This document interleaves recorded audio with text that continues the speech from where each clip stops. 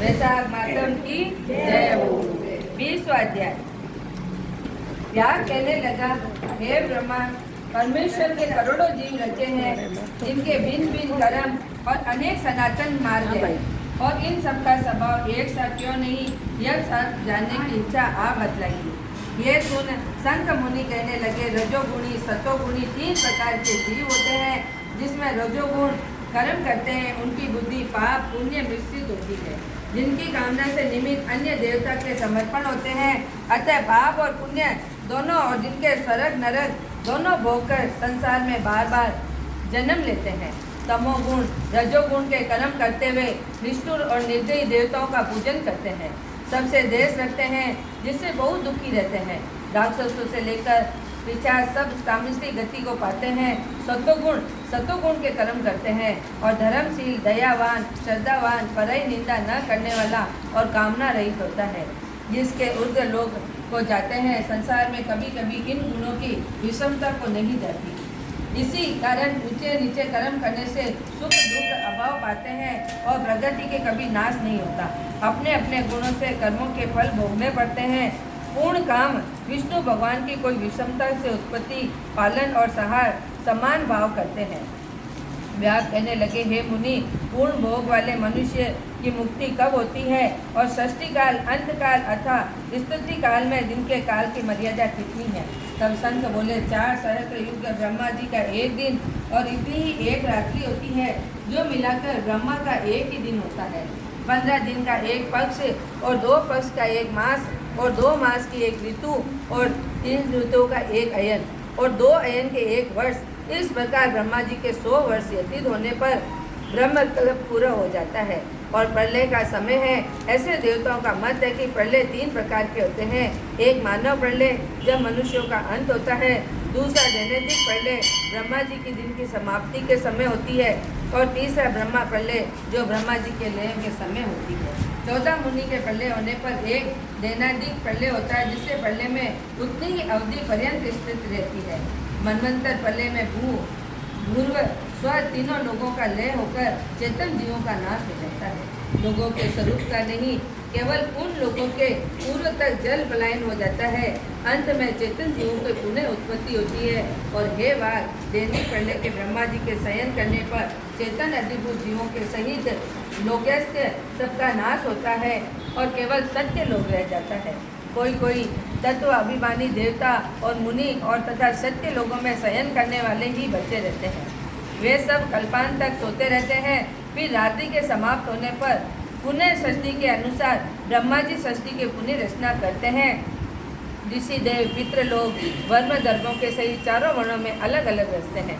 तब चक्रधारी विष्णु के दशांतर पुनः नियम के अनुसार जो देवता ऋषि ब्रह्मा जी के संग मुक्ति पाने वाले हैं, वे ब्रह्मलोक में रहते हैं। और जो राजा साधु और सिद्धि को प्राप्त हुए ब्रह्मलोकवासी हैं, वे सब सत्य लोक में स्थित रहते हैं, यहाँ भी नहीं आते। कलयुग में समाप्त होने पर दैत्यों का नाश होता है, फिर भी वे अपने कर्मानुसार वैसे ही कर्म करने वाले होते हैं और अपने निर्णय के स्थान पर अपने अपने गोत्रों में जन्म लेते हैं।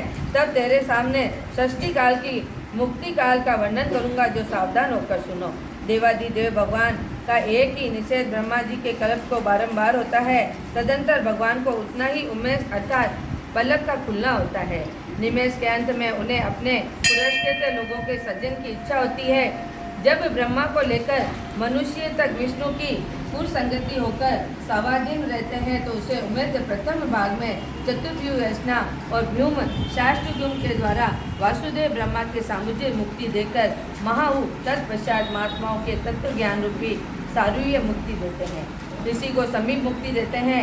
अन्य मनुष्य को सौलाक्य और मुक्ति देकर अरुण अनिरुद्ध रूप से संपूर्ण लोक स्थित अवलोकन करते हैं। प्रदुमन की सृष्टि रचने का विचार करके माया जया कीर्ति शांति आदि शक्ति युक्त महाविष्णु भगवान भिन्न कर्म के आश्रय वाले और लोक की रचना करते हुए पूर्व काल में नेत्र खोलने के अंत में फिर विष्णु भगवान योग माया का आश्रय लेते हैं।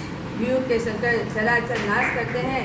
ये सब उस महात्मा का अविरण्य काम है। ये कार्य ब्रह्मादि और योगियों द्वारा अकल्पनीय है। यह सुनकर व्यास ने पूछा, हे महाराज, भगवत धर्म कौन सा है और किस धर्म से विष्णु भगवान प्रसन्न होते हैं?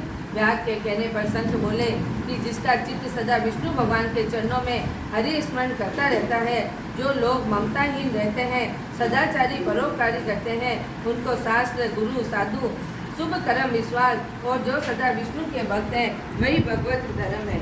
सब धर्मों देशों में घूमना, सब धर्मों को करना, धर्मों के अनुसार सुनना, परंतु चित्त विषयों में रखने वाले कुछ भी नहीं कर सकते। कामना रहित होकर श्रद्धा पूर्वक विष्णु संबंधी धर्म किए जाते हैं, वही भगवत धर्म है। इस लोक में परलोक में सुख देने वाले क्षीर सागर लक्ष्मी जी की भगवान वैसा को तो रंग बताते हैं, जो विष्णु भगवान को प्रसन्न करते हैं।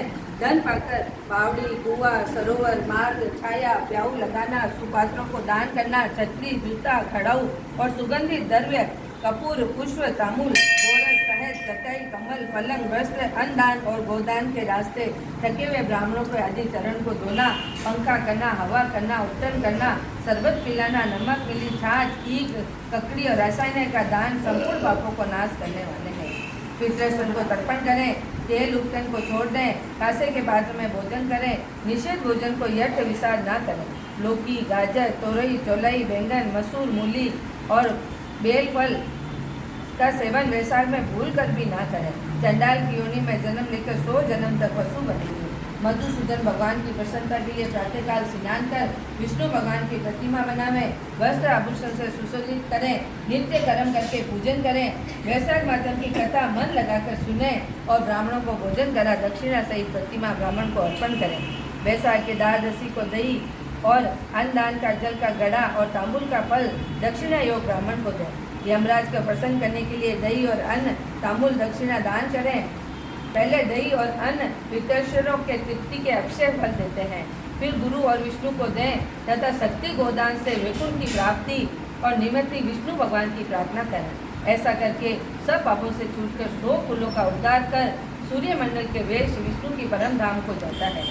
जब सूत देव जी वैशाख मास के धर्म की कथा कह रहे थे, इतने में ही वहाँ पंचसाखी वृक्ष पृथ्वी पर गिर पड़ा और उस वृक्ष के कटोल में से एक बड़ा भयंकर सर्प तत्काल पाप रूपी देह को त्याग कर हाथ जोड़कर सिर झुकाकर वहाँ बैठ गया। बोलो विष्णु भगवान की जय। और मुकुट बंसी